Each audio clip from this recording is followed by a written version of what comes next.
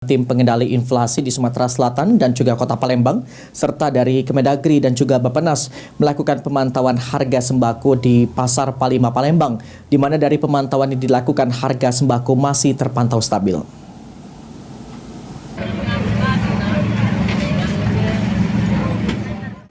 Dalam pemantauan yang dilakukan oleh tim memeriksa seluruh harga sembako yang dijual di Pasar Palima Palembang, mulai dari daging, ayam, telur, beras hingga bawang dan juga cabai. Hasilnya seluruh sembako yang dipantau tersebut masih dalam kondisi stabil, bahkan ada yang di bawah harga eceran tertentu. Disampaikan oleh perwakilan dari Kemendagri yaitu Nyimas Dwi Koryati, pihaknya juga selalu berkoordinasi dengan pemerintah daerah dalam hal pemantauan sembako. Hal ini juga bertujuan untuk menekan laju inflasi. Sejauh ini di Palembang sendiri untuk harga masih dalam kondisi stabil.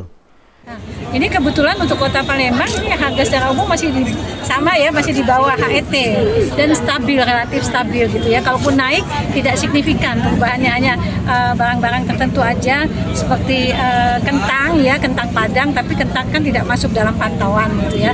Tapi dalam kebutuhan sehari-hari kentang banyak dipakai. Gitu. Termasuk daging, ayam, telur, masih stabil ya? Stabil. Walaupun harga cenderung stabil, namun untuk daya beli masyarakat mengalami penurunan. Hingga kondisi ini cukup dikeluhkan oleh pedagang yang berjualan di Pasar Palima. Daging sapi berapa?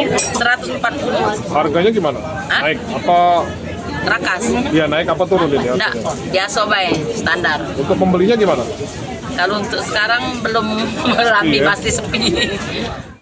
Sejauh ini pemerintah mulai dari pusat hingga daerah terus melakukan pengawasan terkait harga dan juga ketersediaan sembako di daerah agar aman dan juga tidak terjadi keluhan dari masyarakat.